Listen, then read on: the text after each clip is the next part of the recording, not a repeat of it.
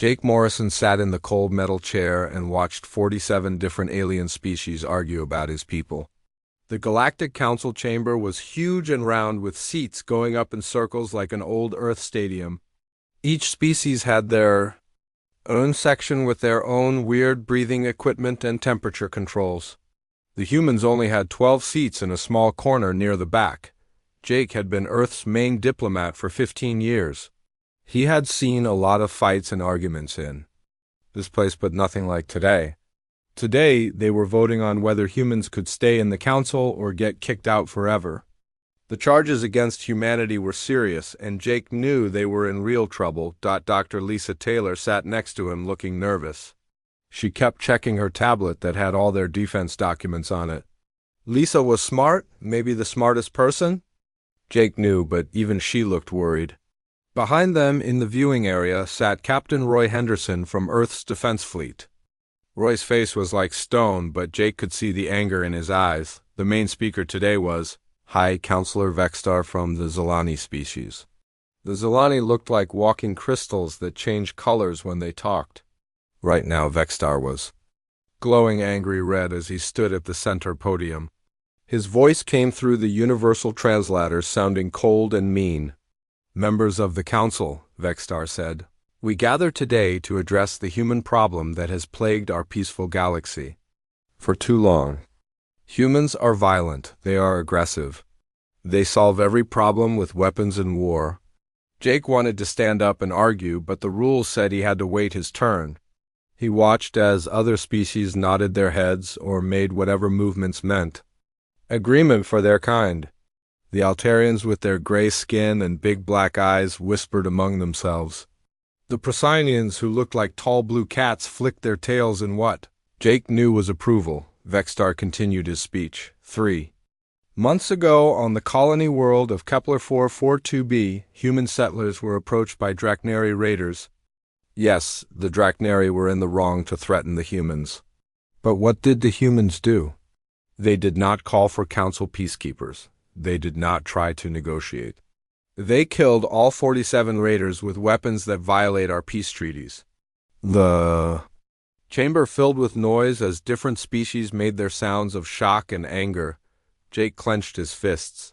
The Draknari had come to that colony with plasma weapons and threats to kill everyone. The human settlers, mostly farmers and their families, had defended themselves with whatever they could find. Jake thought that was the right thing to do, but apparently most of the galaxy disagreed. "This is not an isolated incident," Vextar went on. "Humans have been involved in more military conflicts than any other species in the past 50 years. They build warships faster than they build hospitals. They teach their children to fight before they teach them to read. They are a cancer in our peaceful society, and cancers must be removed." Now came the part Jake had been dreading. One by one, representatives from different species stood up to give their opinions. The Altarians complained that human colonies expanded too fast and took up too much space. The Procyon said human military buildup made them feel unsafe. The Rigelians accused humans of being too competitive in trade. Species after species spoke against humanity. Some were polite about it, but the message was always the same. Humans did not belong in civilized galactic society. Jake noticed that. Even their old allies, the Centaurians, stayed quiet. The Centaurians looked almost like humans, except taller and thinner with silver hair. They had been friends with Earth for over 100 years, but today they said nothing. Finally, it was Jake's turn to speak. He walked slowly to the center podium, feeling the eyes of thousands of aliens watching him. The chamber was so quiet he could hear his own heartbeat. He looked around at all the different faces and tried to find some hint of friendship, but saw only cold judgment. "Honored members of the council," Jake began, "I stand before you not to make excuses, but to remind you of who we really are. Yes, humans fight when threatened. We protect our families and our homes. But we also heal the sick, explore the unknown, and create beauty in art and music. We have shared our technology freely. We have helped in disasters on dozens of your worlds. We have been good neighbors and faithful allies." Jake could see he was not changing any minds. The alien faces remained cold and unmoved. He tried a different approach. You say we are violent, but you forget that violence sometimes protects the innocent. Those Drachnary raiders on Kepler 442b had already destroyed 3 other colonies before they came to ours. Our people stopped them from hurting anyone else. Enough, Vexstar interrupted. Your species has had 200 years to learn our ways of peace. You have failed. The vote will now begin. The voting system was simple. Each species had one vote. Green light meant humans could stay in the council. Red light meant they had to leave. Jake watched as the lights began to appear on the big board above the chamber. Red light after red light lit up the display. His heart sank as he counted. The Zalani voted red. The Altarians voted red. The Procyon voted red. Even species that Jake had thought were neutral voted against humanity. When it was over, the count was devastating, 43 red lights and only 4 green ones. The 4 species that voted for humanity were small ones that most of the council ignored anyway. Vexstar S crystal form glowed bright with triumph. The decision is made. Humanity is expelled from the Galactic Council effective immediately. You have 30 standard days to remove all human presence from council space. This includes all colonies, all ships, and all personnel. Any humans found in council space after the deadline will be arrested and their ships impounded. Jake stood up slowly. The chamber was completely silent now. Even the species that had voted against humanity seemed shocked by how final it sounded. He looked around one more time at the aliens who had been his colleagues and sometimes his friends for 15 years. You are making a terrible mistake, Jake said quietly, but his words carried clearly through the chamber. History will remember this day and it will not be kind to you, but we respect your decision. Humanity will leave your space as requested. As Jake walked back to his seat, he passed Captain Roy Henderson. The military officer leaned over and whispered, "Jake, we need to talk. My sensors are picking up some weird readings from their quantum systems." Jake nodded but kept walking. Right now, all he could think about was the impossible task ahead of them. 30 days to evacuate millions of humans from dozens of worlds. 30 days to pack up 2 centuries of human presence in the galaxy. 30 days before humanity would be alone among the stars, once again. In the back of the chamber, Dr. Kethmer, an Altarian scientist, frantically checked his instruments. Something was wrong with the quantum resonance fields, but in all the excitement of voting against humanity, no one would listen to his warnings. He made a note to file a report later, but first he wanted to celebrate with his colleagues. Finally, the human problem was solved. 3 weeks had passed since the vote, and the human exodus was in full swing. Commander Beth Sullivan stood on the bridge of the massive evacuation ship, New Horizon, watching the stream of smaller vessels carrying refugees from the abandoned colony of New Denver. Families with everything they owned packed into cargo containers floated past her viewport. Children pressed their faces against the windows of transport ships, taking one last look at the only home they had ever known. Beth had been in the Earth Defense Fleet for 20 years, but she had never seen anything like this. Entire worlds were being emptied. Millions of humans were giving up homes they had built over generations.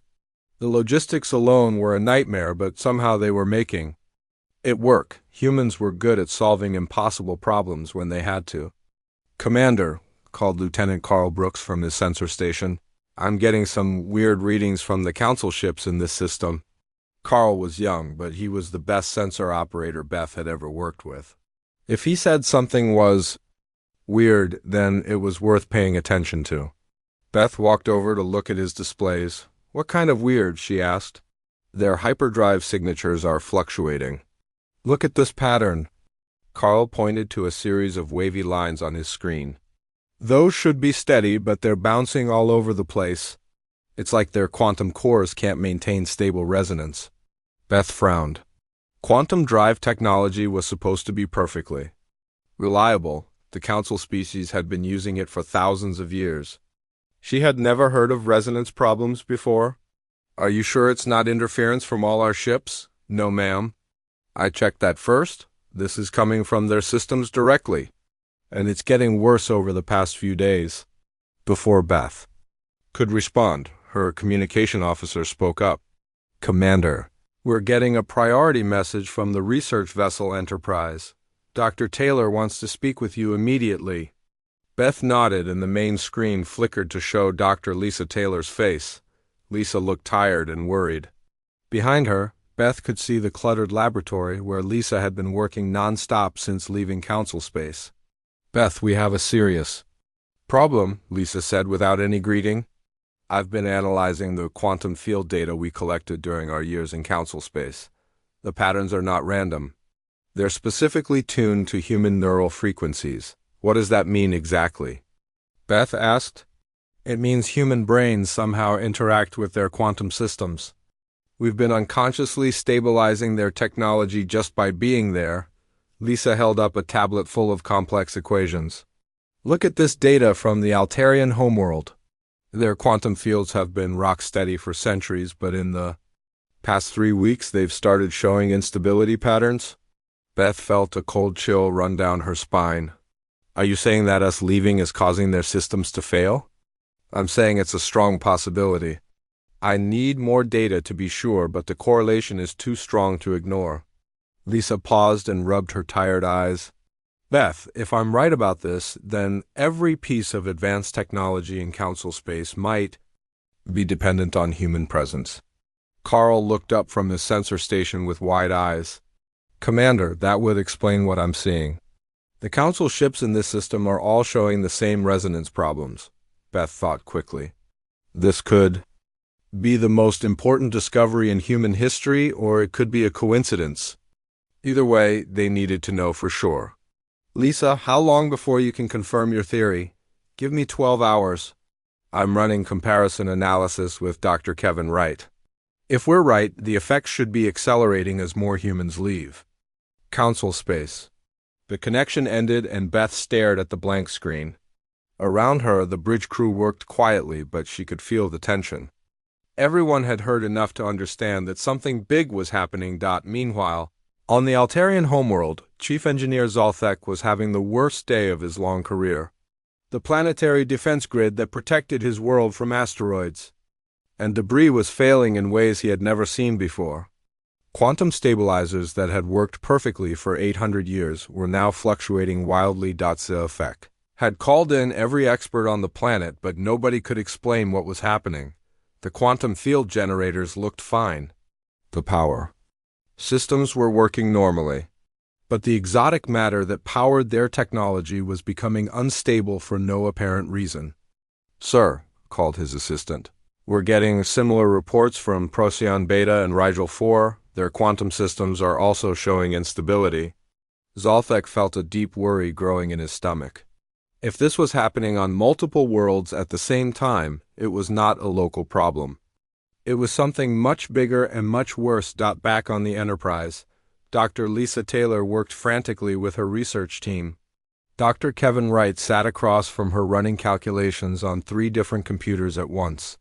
Around them, other scientists analyzed data from dozens of human colonies and Council worlds. Lisa, look at this, Kevin said, pointing to a graph on his screen. The quantum instability is following the exact pattern of human evacuation. As each world loses its human population, the quantum fields in that sector start to destabilize within days. Lisa studied the graph and felt her worst fears confirmed. The correlation was perfect. Too perfect to be coincidence. Kevin, run the projection. If all humans leave Council space, what happens to their quantum stability? Kevin typed rapidly and then went very still. Lisa, according to this model, total collapse within 2 weeks. Every quantum-based technology in Council space would fail simultaneously. The magnitude of what they had discovered was overwhelming. For 2 centuries, humanity had been living among the Council species, thinking they were the junior partners in galactic civilization. They had assumed the aliens were more advanced and more capable.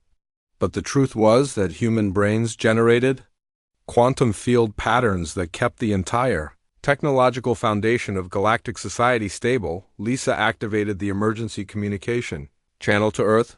President Amanda Foster needed to know about this immediately. The implications were staggering. If they were right, humanity was not just another species in the galaxy. They were the keystone that held everything together. "Madam President," Lisa said when the connection established, "we have a situation. I need to brief you and your science advisors immediately. What we've discovered changes everything." On Earth, President Foster was meeting with her cabinet when Lisa's urgent message arrived. General Nathan Cooper, the head of Earth's military forces, listened carefully as Lisa explained their findings. The room fell silent when she finished. "Are you telling me that without humans in council space, their entire civilization will collapse?" the president asked. "That's exactly what I'm telling you. Their quantum technologies, their faster-than-light travel, their energy systems, even their artificial intelligence networks, all of it depends on quantum field stability that human neural activity provides." General Cooper leaned forward. "How long do we have before they figure this out?" "Not long. The effects are accelerating. Some of their systems are probably already failing. Within days, they'll start connecting our departure to their problems." President Foster stood and walked to the window overlooking the sprawling city below. Millions of humans on dozens of worlds were packing their lives into ships, leaving behind everything they had built. And now it turned out that their departure might destroy the very civilizations that had rejected them. "The question is," she said quietly, "what do we do with this knowledge?" The answer to that question would determine the fate of the entire galaxy. The collapse began on Procyon Beta at exactly 7 in the morning local time. Traffic control systems that had managed aerial vehicles for 300 years suddenly shut down without warning. Hundreds of flying cars fell from the sky as their anti-gravity systems failed. The lucky ones crashed into buildings. The unlucky ones fell into crowded markets and schools. Mayor Kethval of New Procyon City stood in his emergency command center watching his world fall apart. The power grid flickered and died, plunging millions of citizens into darkness. Hospitals lost life support systems. Food distribution centers stopped working. Communication networks went silent one by one. "What is happening?" Kethval demanded of his chief engineer, but the blue-furred Procyonian could only shake his head in confusion. Every system they depended on was failing at the same time. It was impossible, but it was happening. On the other side of the galaxy, High Counselor Vextar stood in his private chambers on Nexus Prime, watching his own crystalline form flicker weakly. The quantum field amplifiers that enhanced his species' natural glow had stopped working. Without them, he felt tired and dim. Around him, his palace was falling into darkness as one system after another failed. Vextar's personal aide rushed into the room, carrying an old-fashioned paper document. Digital communication had stopped working hours ago. "Sir, reports are coming in from across the galaxy. 47 worlds are experiencing simultaneous technological collapse." The magnitude of the disaster was beyond anything in galactic history. On Altair Prime, orbital manufacturing stations lost power and began falling toward the planet's surface. On Rigel 4, the atmospheric processors that kept the air breathable shut down, leaving billions of beings gasping for breath. On Centauri Alpha, the planetary defense shields failed just as a meteor shower approached the populated areas. Dr. Kethmore, the Altarian scientist who had tried to warn the Council about quantum anomalies, now found himself the most important person on his planet. Working by candlelight in what had once been the galaxy's most advanced research facility, he and his team desperately tried to understand what was destroying their civilization. "The quantum field collapse is not random," Kethmore told his assembled colleagues as they huddled around primitive measuring devices. "It follows a specific pattern. The degradation started in sectors where humans were most recently evacuated, and spread outward from there." His assistant, a young scientist named Veltar, looked up from her calculations. "Sir, are you suggesting that human departure is connected to our system failures?" "I am not just suggesting it, I am stating it as fact." Kethmore held up readings from the past week. Every single failure correlates exactly with human evacuation timelines. When humans left a sector, Quantum instability began within days. The revelation was spreading across what remained of the Council's communication networks. On world after world, scientists were reaching the same impossible conclusion. Somehow, human presence had been maintaining the quantum stability that their entire technological civilization depended on. Ambassador Jake Morrison received the first desperate message from the Council while aboard the human flagship Defiant.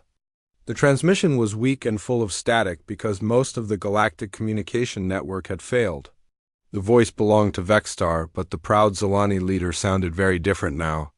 Ambassador Morrison, this is High Counselor Vexstar. We need to speak with you urgently. Our worlds are experiencing catastrophic system failures. We believe there may be a connection to your people's departure from our space. Jake looked at Captain Roy Henderson, who was monitoring long-range sensors.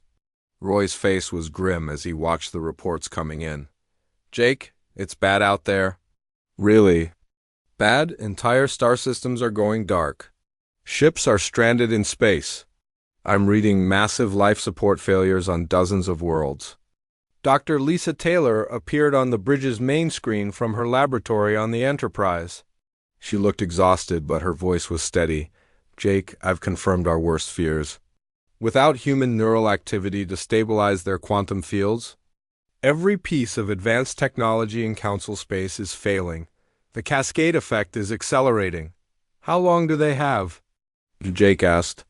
At the current rate of degradation, complete technological collapse within 72 hours. After that, 47 civilizations will be reduced to pre-industrial conditions. Billions will die from the loss of life support systems, medical technology, and food distribution networks. The weight of the decision fell on Jake's shoulders. As Earth's senior diplomat, he had the authority to negotiate with the Council. But the species that had rejected humanity with such contempt just weeks ago were now begging for help. Captain Henderson pulled Jake aside. You know what this means, don't you? We hold all the cards now. They need us more than we ever needed them. Jake nodded slowly. The question is, what kind of people do we want to be? Do we let billions die because their leaders made a mistake? Or do we be better than they were? On Earth, President Amanda Foster convened an emergency session with her top advisors. General Nathan Cooper laid out the military situation. Madam President, their defense fleets are completely disabled. Most of their ships can't even maintain life support. If we wanted revenge for the expulsion, now would be the time. I didn't become president to watch civilizations collapse, Foster replied firmly. What are our options for helping them? Dr. Kevin Wright, participating by video link from the Enterprise, explained the technical situation. We could send human crews to their most critical systems. Our presence alone would restore quantum stability to essential infrastructure. But it would take weeks to stabilize their core worlds and months to restore full functionality. And the cost to us? Foster asked. Enormous. We'd have to delay our own colonization plans. Our people would have to return to worlds they just evacuated, and we'd be working around the clock to save species that just kicked us out of their alliance. Foster stood and walked to the windows overlooking Earth's capital city. Below her, millions of humans went about their daily lives, unaware that the fate of the galaxy rested on decisions being made in this room. The president turned back to her advisors. Send a message to the Council. Tell them humanity is willing to provide emergency assistance, but we need to discuss terms. And make it clear that the relationship between our species can never go back to what it was before. Meanwhile, on Nexus Prime, High Counselor Vexstar received word that humanity was willing to negotiate. The proud Zilani leader, who had led the charge to expel humans from galactic society, now found himself dependent on their mercy for his people's survival. In the emergency council session, held in a conference room lit by primitive torches, the debate was bitter but brief. Some members still resisted the idea of begging for human help. But with their worlds dying around them and their people suffering, pragmatism won over pride. Send the message, Vexstar said, his dim crystalline form barely visible in the flickering candlelight. Tell the humans we accept their terms, whatever they may be. We cannot let our civilizations die because of our mistakes. As the message went out across space using the last functioning long-range transmitters, one thing was clear to everyone in the galaxy: the universe had fundamentally changed. The species that had been considered primitive and violent were now the only hope for survival. And somewhere in the darkness between stars, human ships turned around and headed back toward the worlds that had rejected them, carrying with them the power to save or doom entire civilizations. The Emergency Council meeting was unlike anything in galactic history. High Counselor Vexstar sat in a conference room lit by flickering torches, his once proud crystalline form now dim and cracked without the quantum field amplifiers that had enhanced his natural glow for centuries. Around the crude wooden table sat representatives from 47 species, all of them reduced to using primitive communication methods. Ambassador Jake Morrison appeared on an old radio transmission system that the council had hastily assembled from salvaged parts. His voice crackled through static as he spoke from the bridge of the human ship Redemption. Behind him, Captain Susan Blake monitored the desperate situation across council space through one of the few working sensor arrays in the galaxy. Counselor Vexstar, Jake began, his tone carefully diplomatic despite everything that had happened. Humanity is prepared to offer emergency assistance to restore critical systems across your worlds. However, the terms of our relationship must change permanently. Vexstar's voice was weak when he replied, Ambassador Morrison, our people are dying. Millions have already perished from life support failures and system collapses. What are your terms?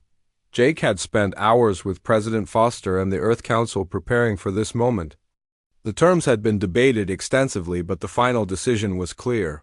First, humanity demands full membership in the Galactic Council with equal voting rights. Second, all human colonies that were evacuated will be returned to human control. Third, future decisions affecting any member species must be unanimous, not majority rule. The silence that followed was deafening. Even through the poor audio connection, Jake could hear the shocked breathing of dozens of alien species. These terms would fundamentally change the power structure that had existed for thousands of years. A new voice spoke up. It belonged to Kexvar, a young Zelani diplomat who had opposed the original vote to expel humanity. Ambassador Morrison, while we appreciate that you are in a position of strength, some of these terms seem excessive. Do they? Jake replied calmly.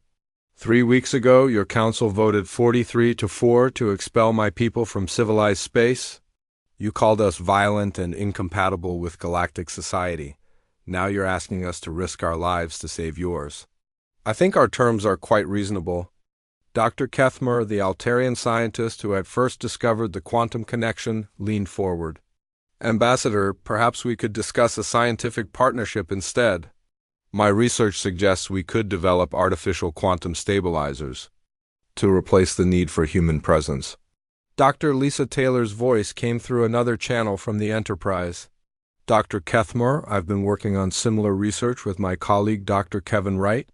While artificial stabilizers are theoretically possible, the technology would take decades to develop and implement galaxy-wide. Your people don't have decades. Captain Blake updated Jake on the latest sensor readings. Jake, we're seeing complete infrastructure collapse on 6 more worlds in the past hour. Food distribution networks are failing. Medical centers are losing power.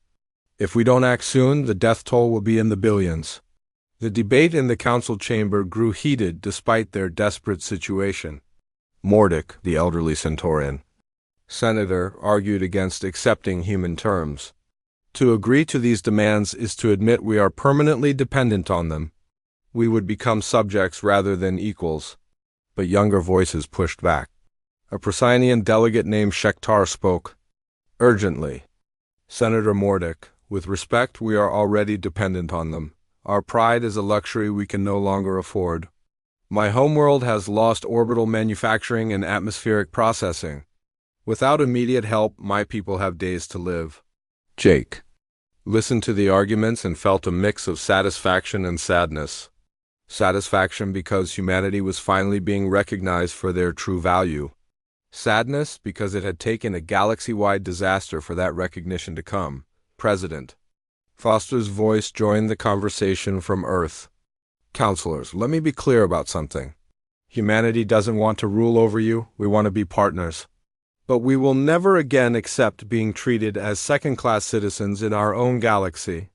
Dr. Kevin Wright provided a sobering update from his research station. Madam President, my latest analysis shows the quantum cascade is still accelerating. Even if we began immediate restoration efforts, some worlds are approaching the point of no return. The longer we delay, the more permanent the damage becomes. Vexstar struggled to his feet, his weakened form barely able to support itself. The Council will vote on the human terms, all in favor. One by one, the lights on the voting board lit up green. Species that had proudly voted to expel humanity just weeks ago now voted unanimously to accept human dominance. Even Mordek, after a long pause, cast his vote in favor. The motion passes unanimously, Vexstar announced. Humanity is restored to full council membership with the terms as stated. How quickly can you begin restoration efforts? Jake looked at Captain Blake, who nodded grimly. Our ships are already moving toward your most critical systems. But, Counselor, I want you to understand something. Our people are about to risk their lives to save yours. Many of the humans heading to your worlds were just forced to evacuate their homes because you didn't want them there. They're going back not because they have to, but because it's the right thing to do. The first human rescue ships arrived at Altair Prime within 6 hours. Commander Beth Sullivan led the emergency response team aboard the New Horizon. As soon as human personnel stepped foot on the planet's surface, the quantum fields began to stabilize. Power grids flickered back to life. Life support systems hummed back into operation. Dr. Lisa Taylor worked alongside Dr. Kethmore in the restored Altarian research facility. The partnership between human intuition and Altarian scientific precision was already yielding promising results. We're making real progress on the artificial stabilizers, Lisa reported to Earth. But you're right that it will take years to implement. On Procyon Beta, human engineers worked around the clock to restore the traffic control systems. That had failed so catastrophically. Captain Roy Henderson coordinated the effort while watching hundreds of human volunteers risk their lives to save a species that had recently voted to banish them. You know what bothers me most about this? Roy said to his second-in-command, Lieutenant Carl Brooks. We're the ones apologizing for their mistakes. They kick us out, their world falls apart, and somehow we're the ones who have to prove we deserve to be here. Carl looked up from his engineering console. Maybe that's what makes us different, sir. They think strength comes from excluding others. We know it comes from including them. Meanwhile, on dozens of other worlds, similar scenes played out. Human crews restored power to hospitals. Human technicians brought communication networks back online. Human pilots guided stranded alien ships to safety.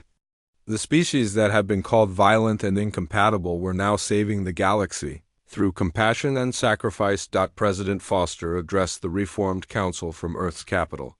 Today we begin a new chapter in galactic history. Not as rulers and subjects, but as equal partners. What happened here should remind us all that diversity isn't just beneficial, it's essential for survival. But even as the immediate crisis passed and systems began to stabilize, everyone knew that the galaxy had changed forever. The power balance had shifted in ways that could never be undone. And in the depths of space, human ships continued their rescue missions, carrying with them the promise of a very different future. 6 months after the Great Collapse, Captain Roy Henderson stood on the observation deck of the newly constructed space station, Unity, and watched ships from dozens of species working together to build humanity's first joint research facility. The station floated at the exact center of Council space, a symbol of the new partnership that had emerged from the ashes of the old order. The return of human crews to Council space had been like watching a galaxy come back to life. World after world had seen their quantum field stabilize as human personnel arrived. Power grids hummed back into operation. Transportation networks resumed their ancient rhythms. Hospitals reopened with full life support capabilities. The speed of the recovery had amazed even the humans themselves. Ambassador Jake Morrison walked the corridors of the new council chambers aboard Unity, marveling at how different everything felt. The old chamber on Nexus Prime had been designed to emphasize hierarchy with species ranked by their supposed importance. This new chamber was circular, with every species having equal seating and equal voice. The humans no longer sat in a back corner but took their place as full partners in galactic governance. Dr. Lisa Taylor had become the director of galactic quantum research, overseeing teams of scientists from every member species. Her laboratory aboard Unity was a marvel of cooperative engineering, combining human intuition with Altarian precision and Centaurian innovation. The artificial quantum stabilizers they were developing would eventually free the galaxy from its dependence on human presence, but that freedom was still years away. The irony is beautiful, Lisa said to her research partner Dr. Kethmer as they watched their latest prototype stabilizer successfully maintain a small quantum field. They expelled us to create a more peaceful universe. Instead, they learned that peace comes from understanding our differences, not eliminating them. Dr. Kethmer's crystalline form shimmered with what Lisa had learned was Altarian amusement. Perhaps that is the most human lesson of all. You see opportunity where others see obstacles. You see cooperation where others see competition. The changes went far beyond technology and politics. On world after world, the crisis had forced different species to work together in ways they never had before. Human engineers learned Procyon biotechnology. Altarian scientists studied human problem-solving methods. Centaurian philosophers debated Zilani ethics with human diplomats. High Counselor Vextar, his crystalline form now restored to full brightness by the quantum field amplifiers, found himself in the strange position of working closely with the species he had once tried to banish. The proud Zilani leader had been humbled by the crisis, but had emerged with a deeper understanding of galactic interdependence. Ambassador Morrison, Vextar said during a private meeting in Jake's new office, I owe you and your people an apology. That goes beyond words. We nearly destroyed ourselves through ignorance and pride. Jake looked out at the bustling construction happening around Unity. Human and alien workers labored side by side, building something that had never existed before, a truly cooperative galactic civilization. Counselor, we all make mistakes. The important thing is learning from them. The investigation into the quantum dependency had revealed truths that shocked everyone. Professor Carl Brooks, now leading a multi-species research team, had discovered that the interconnections went far beyond humans and quantum fields. The Altarian crystal matrices were unconsciously stabilized by Procyonian biorhythms. Centaurian navigation systems calibrated themselves to Zilani quantum signatures without anyone realizing it. Every species in this galaxy depends on every other species in ways we never imagined, Carl explained to a packed auditorium of scientists and diplomats. We are not separate civilizations sharing space. We are one organism with many different parts. The new galactic charter that emerged from months of negotiation was unlike anything in the galaxy's history. The old system of majority rule was replaced with consensus-building requirements. No species could be expelled without proof of immediate existential threat to the galaxy. Most importantly, the interdependence protocols required regular monitoring of the subtle ways species relied on each other. President Amanda Foster addressed the signing ceremony via holographic transmission from Earth. Today we acknowledge what should have been obvious from the beginning. Our diversity is not a weakness to be managed, but a strength to be celebrated. We are stronger together than any of us could ever be alone. Captain Susan Blake, now serving as humanity's first Admiral of Galactic Security, oversaw the establishment of joint research stations throughout Council space. These facilities studied not just quantum mechanics, but all the ways that galactic civilization depended on cooperation between species. Early warning systems would prevent another collapse by monitoring the health of interspecies relationships. Dr. Kevin Wright had discovered something remarkable during his studies of the crisis. The quantum stabilization effect wasn't unique to humans. Every species contributed something essential to galactic stability, but the contributions were so subtle that they had gone unnoticed for millennia. Humans just happened to have the most visible effect when removed. We are all keystone species, Kevin explained to a gathering of young scientists from dozens of worlds. Remove any one of us and the whole system becomes unstable. The universe needs all of us, not just some of us. The recovery wasn't just technological. Trade relationships that had been strained by competition became partnerships based on mutual need. Worlds that had been rivals discovered they were actually complementary. The Procyon agricultural worlds needed Rigelian atmospheric processors. The Altarian manufacturing centers required Centaurian raw materials. Humanity's quantum stabilization was just one thread in a vast web of interdependence. On the anniversary of the Great Collapse, memorial services were held across the galaxy for the millions who had died during the crisis. But the memorials also celebrated the rebirth that had followed. Children born during the recovery would grow up in a universe that understood the delicate balance required for true civilization. Vextar stood before the memorial wall on Unity, reading the names of Zolani citizens who had died when their life support systems failed. Beside him stood Jake Morrison, reading the names of humans who had died during the evacuation and rescue operations. Former enemies now shared their grief and their hope. Do you think we would have learned these lessons without the crisis? Vextar asked. Jake considered the question carefully. Maybe, but probably not this quickly or this completely. Sometimes it takes losing something precious to understand its true value. The galaxy had indeed lost its mind when it lost humanity. But in the process of finding both, everyone had discovered something far more valuable than peace or prosperity. They had found wisdom. Years later, historians would mark the humanity crisis as the moment when galactic civilization truly began. The artificial quantum stabilizers developed during the recovery became the foundation for technologies that would eventually allow exploration of other galaxies. The cooperation protocols created during the crisis became the model for intergalactic diplomacy, and in the new council chambers aboard Unity, a simple plaque bore the words that had become the galaxy's unofficial motto: strength through unity, wisdom through diversity, survival through understanding. The universe had learned its most important lesson, that losing someone you think you don't need is often the only way to discover how much you actually need them.